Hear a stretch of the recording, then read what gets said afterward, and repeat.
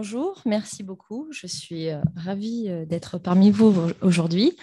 Je vais vous présenter un travail exploratoire sur un sujet auquel je pense depuis plusieurs années. Alors, c'est une recherche qui est beaucoup moins aboutie que celles qui vous ont été présentées ici, puisque je débute cette étude dans le cadre de ce séminaire de l'Axe 1 du LabCOS. Donc, je vais essayer de dégrossir un petit peu ce travail exploratoire ici avec vous. Et j'ai beaucoup de questions, mais je n'ai pas forcément encore énormément de réponses. Mais bon, peut-être voilà. Peut-être que de présenter devant vous, ça va m'amener aussi d'autres perspectives. Alors, il s'agit, comme vous pouvez le lire, d'un travail sur les cabanons de pêcheurs de l'île Sainte-Marguerite à Cannes, donc non loin d'ici. Sainte-Marguerite, c'est la plus grande des deux îles de l'Érins, qui se trouve au sud de Cannes, à environ 1 km de la pointe de la Croisette. Les îles de l'Érins constituent un archipel de 5 îles et îlots. Il y a Sainte-Marguerite et Saint-Honorat, qui sont appelés localement les îles, plus l'îlot de la Tradelière, l'îlot de Saint-Ferréol et un rocher appelé tout simplement l'îlot. L'île Saint-Honorat, la plus éloignée des côtes, mesure 1,5 km de long sur à peu près 400 mètres de large. Elle abrite un monastère et appartient à l'abbaye de Saint-Honorat, donc qui fait partie de l'ordre bénédictin et qui aurait été localement fondée donc, par le fameux Saint-Honorat en 410. Il y a un monastère fortifié qui est construit au XIe siècle et qui est toujours présent sur l'île et qui a été inscrit sur la liste des monuments historiques en 1840. Donc, l'île de Sainte-Marguerite, dont on va parler maintenant, c'est celle qui est la plus proche de la côte, donc c'est la plus grande. Elle mesure environ 3 km de long et sur un peu moins d'1 km de large. Elle abrite ce qui est appelé le Fort Royal, qui est au départ une prison d'État, puis une prison militaire à la Révolution française. Et ce fort est célèbre notamment parce qu'il a abrité la cellule de l'homme au masque de fer, ou en tout cas d'un homme au masque de fer, de 1679 à 1687. Donc, ce fort a été construit au début du XVIIe siècle. Il a été amélioré ensuite sur les conseils de Vauban à la fin du XVIIe siècle. Et après la Révolution, l'île appartenait à l'État français, plus particulièrement au génie, c'est-à-dire à l'armée de terre. Et l'île a été rachetée par la ville de Cannes en 1927. Donc, sur cette île, il y a des habitations qui sont dites cabanons de pêcheurs. Et donc, c'est de ça que je vais vous parler. Il y a quelques années, en 2015, j'avais travaillé pour la ville de Cannes. La municipalité souhaitait moderniser la vision stéréotypée qu'on avait de celui qui serait le Cannois, ou plutôt de la Cannoise, puisque dans l'imaginaire collectif local, la Cannoise est essentialisée à quelques traits caractéristiques particuliers que vous connaissez peut-être. La ville a une population qui est majoritairement âgée, et donc le stéréotype qui est associé à la Cannoise serait celui d'une dame d'environ 60-70 ans, la peau couleur bronze tannée, donc ridée par le soleil, peroxydée, habillée d'une robe moulante et très courte, parfois à imprimer léopard, portant des talons aiguilles et promenant un petit chien, qu'on appelle généralement Kiki, sur la Croisette, donc la célèbre promenade du bord de mer de cette ville. Donc, la municipalité avait envie de changer un peu cette image et voulait présenter à travers une exposition des portraits de Cannois qui étaient très différents les uns des autres pour un petit peu casser cette image. Puisque c'était une image qui était aussi négativement connotée, puisqu'elle renvoyait aussi à l'idée donc, de show business, de paillettes et de superficialité. Donc, lors de cette exposition, pour créer cette exposition, j'ai mené plus d'une dizaine d'entretiens semi-directifs avec des personnes de différents quartiers de la ville, d'âge variés, donc exerçant ou ayant exercé une activité au sein de la ville. Et j'ai pu interroger, par exemple, un moniteur de plongée, une personne chargée de la communication dans un grand hôtel de la Croisette, un garde du corps, un balayeur municipal, un drag queen, meneur de revue dans un cabaret ou encore un jardinier municipal à la retraite. Alors, tous ces termes sont les termes par lesquels ils se présentaient eux-mêmes. Donc, c'est à la suite de ces entretiens, et notamment celui que j'ai mené avec le jardinier à la retraite, que j'ai été intéressée par ces cabanons de pêcheurs. Donc justement, qui se trouve sur l'île Sainte-Marguerite. Il était jardinier municipal et s'occupait de l'entretien de cette île. Au cours des entretiens menés avec lui, il a évoqué à plusieurs reprises ces fameux cabanons de pêcheurs et aussi de la jalousie qu'ils engendraient parmi la population. Donc, du coup, ça a un petit peu éveillé ma curiosité. Et c'est pour ça que j'ai souhaité explorer le sujet. Donc, j'ai mis pas mal d'années, puisqu'il a fallu attendre 2021 et cette journée pour que j'aille un peu plus en avant dans les recherches autour de ces cabanons. Mais quand j'ai questionné d'autres personnes que je connaissais à la mairie de Cannes, à la direction de la culture, au musée de Cannes, aux archives, les réponses étaient toujours assez floues sur le sujet. Et j'ai remarqué aussi que les réponses quand on parlait de ces cabanes, c'était toujours assez fantasmé. Donc voilà, ça faisait rêver. Puis il y avait toujours des choses un petit peu... Enfin, on n'arrivait pas trop à toucher, c'était assez intangible. Et voilà. Donc ça m'a interpellée. Et donc, selon le Trésor de la langue française, le terme cabanon désigne une petite cabane, un habitat rudimentaire ou encore une petite maison de vacances ou de week-end pour la région provençale. Le cabanon est souvent fait de bois ou de terre et, toujours selon le Trésor de la langue française, il s'agirait d'un habitat temporaire dédié à une activité, donc comme un cabanon de chasse, de cantonnier ou de pêcheur. Sur Sainte-Marguerite, ces cabanons sont maçonnés, en revanche.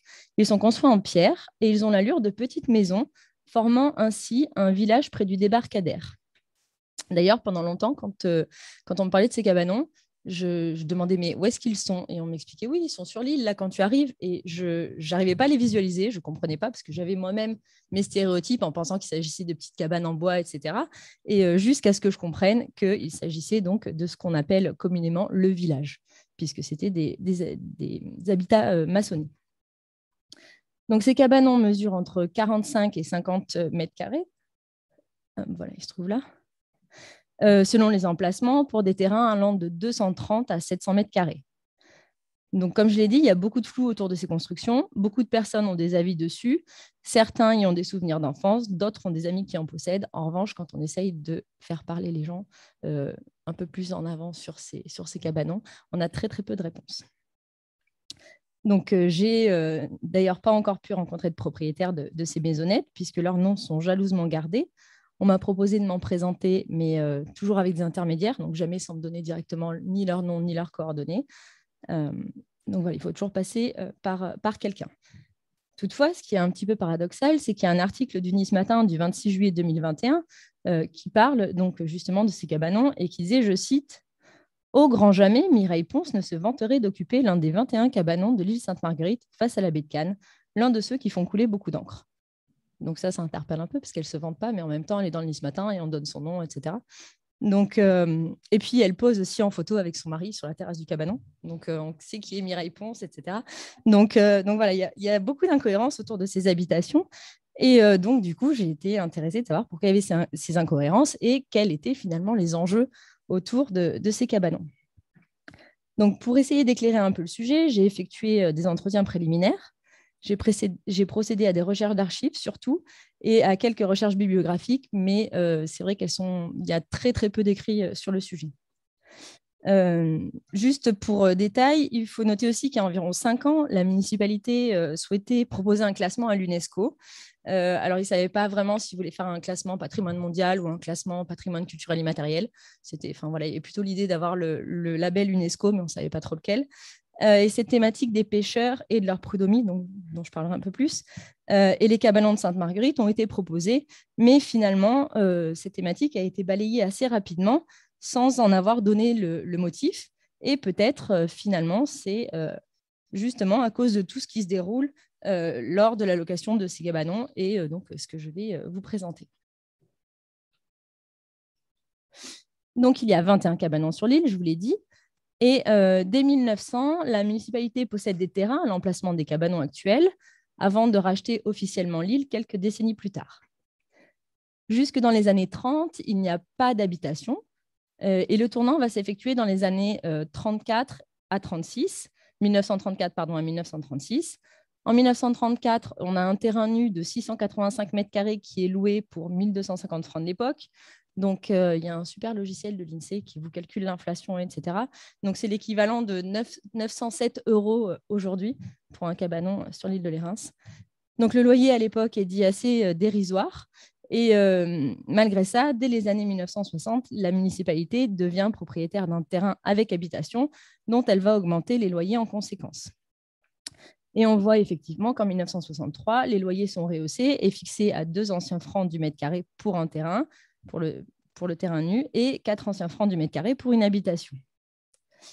En 1930, le bail est un bail classique, dit 3-6-9, donc 3 ans, 6 ans, 9 ans, mais il y a une clause qui est stipulée qui dit que si le locataire y construise une habitation à leurs frais, le bail peut, à leur demande, être automatiquement reconduit pour 27 ans.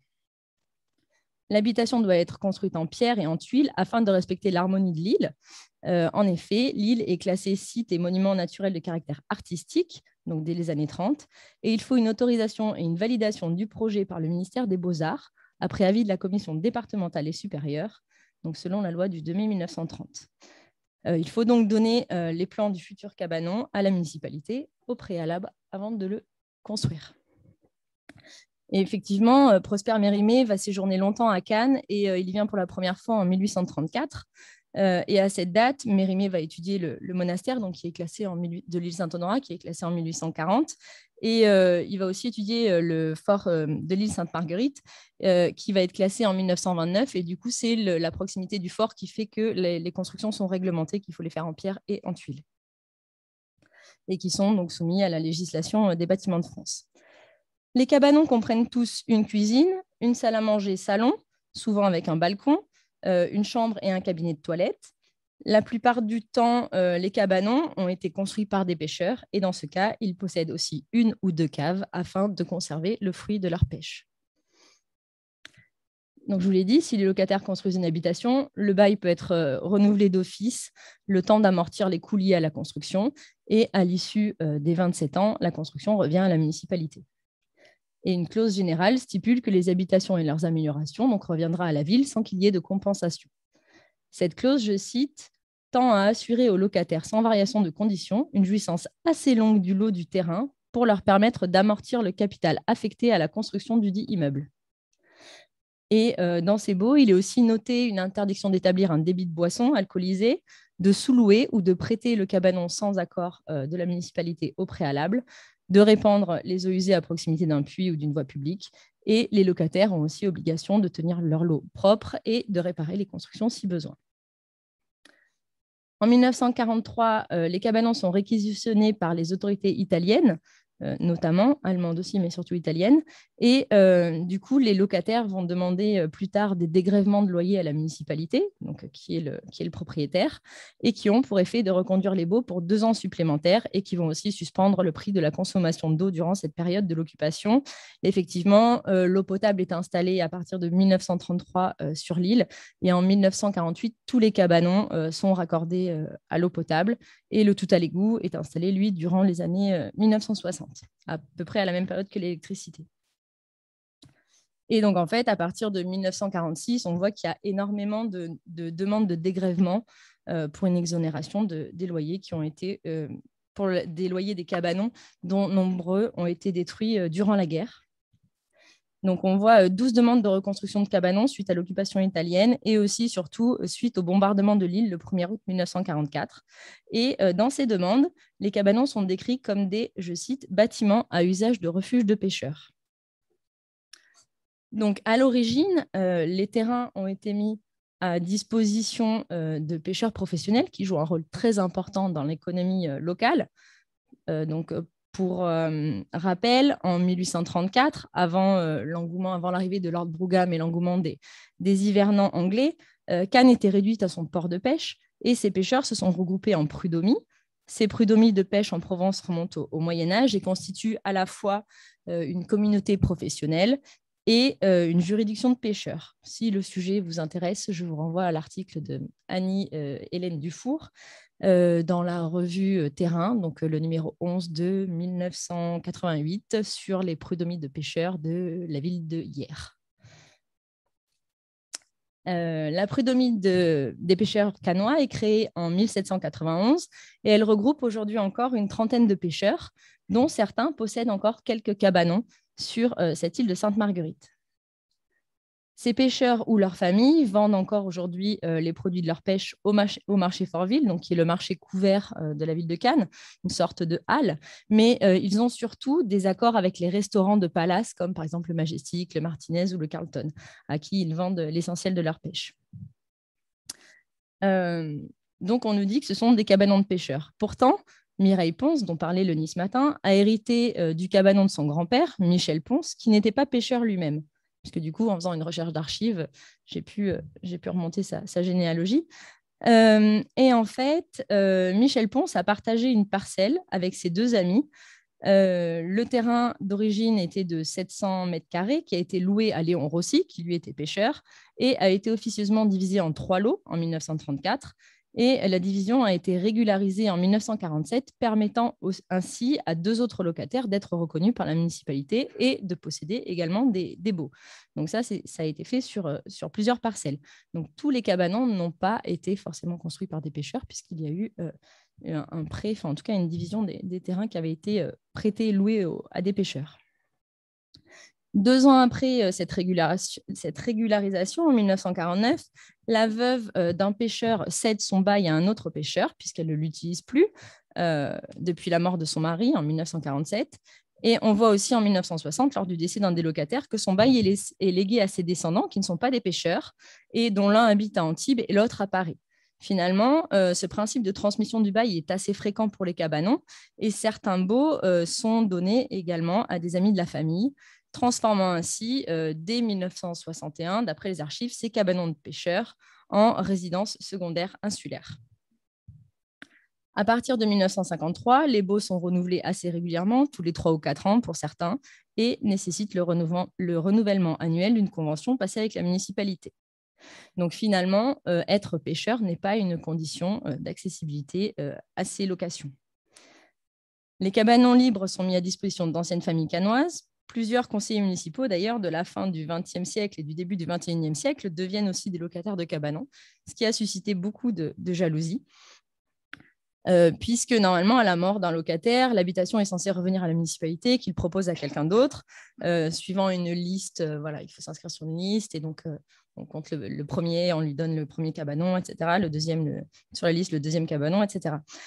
Si la lignée s'arrête, la location peut s'interrompre et elle est proposée à quelqu'un d'autre. Bon, en vrai, on voit qu'en général, on le donne soit aux descendants, soit à des amis à qui on souhaite faire ce cadeau. Depuis 2014, les baux emphytéotiques ne peuvent plus être légués. Donc, les baux emphytéotiques, c'est un bail qui va de 18 à 99 ans. Voilà, donc en général, jusqu'à la mort du locataire. Donc, la liste d'attente est longue. Et a priori, dès les années 1990, il fallait pouvoir justifier d'être cannois depuis plusieurs générations afin de prétendre à la location d'un cabanon. Aujourd'hui, donc, il faudrait résider à Cannes et faire une demande à la mairie. Mais depuis 2014 et l'élection du maire actuel, il est officiellement dit que les candidatures pour l'obtention d'un cabanon ont été suspendues, le temps de trouver donc une distribution plus équitable que cette fameuse liste du premier arrivé, premier servi. Officieusement, il revient dans les discours que la volonté du maire actuel serait de mettre fin à la location de ces cabanons pour mettre finalement fin à ces privilèges, pour ne pas être taxé de copinage, de clientélisme et aussi mieux réguler la présence des individus sur l'île. Pour cela, les nouveaux baux iraient jusqu'à la mort du locataire ou renonciation de sa location, et le locataire aurait aussi interdiction de réparer le cabanon. Donc finalement, ces cabanons de pêcheurs, malgré leur appellation, ne sont pas forcément tous construits par et pour des pêcheurs, la majorité le sont, mais aujourd'hui, ils n'appartiennent plus que marginalement à des pêcheurs. En tous les cas, ces cabanons suscitent l'envie. L'île de Sainte-Marguerite est très prisée par les touristes, autant que par les locaux, d'où une volonté affichée de la municipalité de réguler la fréquentation pour en limiter la dégradation. Les îles de l'Érins sont souvent appelées des joyaux, donc je cite, joyaux, écrins de verdure ou encore oasis, etc. La forêt domaniale de l'île est aujourd'hui classée réserve biologique dirigée, zone naturelle d'intérêt écologique, floristique et faunistique, et encore site Natura 2000. Depuis 1947, et c'est là aussi qui fait qu'il y a beaucoup d'envie autour de ces cabanons, un arrêté préfectoral interdit de passer la nuit sur l'île, d'y bivouaquer. Dans les jardins du Fort Royal, il y a des bâtiments qui servent d'auberge de jeunesse pour une délégation de services publics, Il existe également la maison forestière, donc, qui abrite des gardes forestiers, donc membres de l'ONF et des pompiers, et également une grande résidence construite au XVIIe siècle qui a un parc de 13 000 m² et 1 200 m² d'habitation. D'ailleurs, le dernier propriétaire avait demandé l'autorisation d'ouvrir un gîte de 5 suites, donc c'était un petit, enfin grand, mais avec pas grand monde, un petit gîte donc, mais cette autorisation lui a été refusée car il a été considéré qu'il y aurait dans ce cas trop d'allers-retours de bateaux qui pourraient ainsi détériorer la côte, donc l'île et ses eaux. Au large du Grand Jardin, donc cette propriété, d'ailleurs on voit là le château, vous voyez en haut le château, au large du Grand Jardin, dans cette idée de respect de l'environnement, un écomusée marin a vu le jour entre les deux îles en janvier 2021. Cet écomusée a pour but de limiter le mouillage des bateaux à cet endroit et d'y protéger la faune et la flore marine. Il se compose de 6 têtes, donc 6 visages canois qui ont été sculptés par l'artiste britannique Jason Decker Taylor. Et ce sont des sculptures de 2 mètres de haut qui sont installées entre 84 et 132 mètres du rivage à une profondeur variant de 3 à 5 mètres. Et donc, du coup, ça implique une interdiction de navigation et de mouillage des bateaux dans cette zone. Et en effet, dès les années 1980, de plus en plus de plaisanciers viennent mouiller leurs bateaux entre les îles, à tel point qu'il était souvent dit qu'on pouvait aller en fait d'une île à une autre sans se mouiller, juste en marchant de bateau à bateau, comme vous pouvez le voir ici entre les deux îles. Cette affluence posait à l'époque déjà problème pour les pêcheurs professionnels qui avaient pris pour habitude d'adapter leurs horaires de pêche et de n'aller pêcher aux îles qu'à l'aube ou tard le soir, profitant ainsi pour certains d'utiliser ces cabanons suivant leur fonction première, c'est-à-dire refuge de pêcheurs. Lors d'entretiens avec des pêcheurs qui avaient été passés de 1992 à 1995 par le service de la conservation du musée de la mer, qui est installé depuis 1992 dans le Fort Royal, un pêcheur expliquait, je cite, « L'été aux îles, il y a peut-être 1500-2000 bateaux, ça vous tue tout. » Les locataires de cabanons, comme certains pêcheurs, expliquent d'ailleurs délaisser les îles durant la saison estivale et n'y retourner qu'à partir de septembre, lorsque la fréquentation touristique diminue. Finalement, les nuitées en dehors des jeunes du centre de vacances, donc c'est à peu près 2 semaines par an, sont interdites. Et l'interdiction s'applique à tous, donc à tout le monde, sauf aux locataires des 21 cabanons de pêcheurs. L'information de l'arrêté préfectoral de 1947, qui interdisait les campements sur l'île, a donné lieu à des débats qui étaient assez intéressants en conseil municipal, où les participants s'interrogent justement sur la pertinence de cette interdiction. Il est dit d'ailleurs à plusieurs reprises par différents conseillers municipaux, et je cite, « Il faut être souple, on a toujours campé aux îles, il ne faut pas être un ennemi des traditions. » Ou encore, je cite de nouveau, « Je crois que ce n'est pas l'arrêté qui empêchera quelque chose, on a l'habitude de monter la tente la nuit et de la lever le matin. » Donc, il apparaît un débat aussi, puisque l'ONF souhaite récupérer l'île, et donc, du coup, cette interdiction est assez utile, puisque le problème, outre la fréquentation, c'est aussi que les campeurs font du feu, et donc, ils vont couper les arbres, des fois couper les arbres aussi sur l'île de Saint-Honorat, ce qui va poser problème. D'ailleurs, l'abbé va écrire au maire de Cannes, l'abbé de Saint-Honorat, en 1949, en lui disant d'augmenter la surveillance, parce qu'il y a des pêcheurs qui sont venus à la nuit tomber couper ces arbres. Et aussi, donc, du coup, le risque des incendies pour cet espace de réserve. Alors, aujourd'hui, il est interdit de rester sur l'île après 20 heures. Et pour ceux qui n'ont pas de bateau, la dernière navette quitte l'île à 19 heures en été et 17 heures le reste du temps. Sachez-le, c'est important si vous y allez. Des rondes sont effectuées par les gardes forestiers qui sont chargés de vérifier que tout le monde est bien parti et bien reparti sur le continent. Et les personnes qui seraient tentées de camper sur l'île s'exposent à une amende de 450 €. Et si elles se font prendre, elles sont aussi obligées de faire appel à des bateaux-taxis qui appartiennent à 2 hôtels de luxe qui sont les seuls à intervenir après 19 heures. Donc, c'est à peu près 180 € la demi-heure, sachant qu'il faut déjà un quart d'heure pour faire l'aller. Donc, voilà. Donc, il faut donc veiller à respecter scrupuleusement l'heure de départ, sauf si vous faites partie, justement, des rares privilégiés, donc selon les termes des informateurs, à être invités sur l'île dans un cabanon ou à posséder vous-même un cabanon.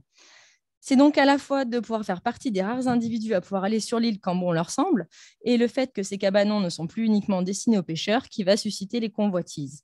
C'est pour cela que ceux qui louent un de ces cabanons sont considérés comme des privilégiés. Donc finalement, tout ceci fait que l'attribution des locations ainsi que le choix des locataires va poser énormément de problèmes. Et pour cela, la municipalité aurait donc récemment interdit les réparations de cabanons, comme je vous le disais, afin qu'ils se ruinent et ainsi pouvoir récupérer les terres et y enlever donc finalement ces cabanons devenus résidences secondaires. La dernière attribution date de 2005 sous la désignation de locaux d'agrément. Donc là, cette fois, on n'a plus refuge de pêcheurs. Et depuis donc, 2003, les cabanons sont loués de manière amphithéotique et une convention est annuelle, donc valide la volonté du locataire de maintenir le bail actif. Aujourd'hui, il y a 5 cabanons qui sont libres, mais qui ne sont plus attribués justement pour ce motif d'équité. Donc, finalement, à la lueur de ces recherches exploratoires, j'ai réussi à avoir des contacts de locataires, de cabanons que j'aimerais bien interroger. Et j'aimerais bien aussi me pencher sur les dossiers juridiques pour voir aussi comment on peut interdire finalement de réparer un cabanon, puisque la mairie loue quand même, donc elle a aussi un devoir de mettre un habitat décent. Il y a eu, j'ai retrouvé dans des archives des actes où donc la mairie en fait fait des réparations, parce que comme elle loue, du coup, elle ne peut pas louer n'importe quoi. Donc voilà, peut-être continuer par ça avec donc des entretiens. Et ah oui, je ne vous ai pas parlé d'une chose aussi, c'est que, en tout cas, jusque dans les années à peu près les années 60, les jeunes hommes canois avaient l'habitude aussi d'aller dormir, en tout cas une nuit sur l'île, comme une sorte de rite de passage. Donc voilà, il y a tout plein d'enjeux. Et cette question de tradition dont je vous ai parlé tout à l'heure, qui apparaissait dans un conseil municipal, c'est quelque chose qui est assez récurrent. Voilà, on nous parle de dormir sur l'île, c'est une tradition en fait. Donc voilà, tout ça, ça m'intéresse aussi. Et juste pour finir, je vais vous montrer la dernière diapo qui montre pourquoi ils ont tant envie d'être les seuls en fait sur cette île. C'est parce que c'est quand même assez beau, je trouve. Voilà, merci.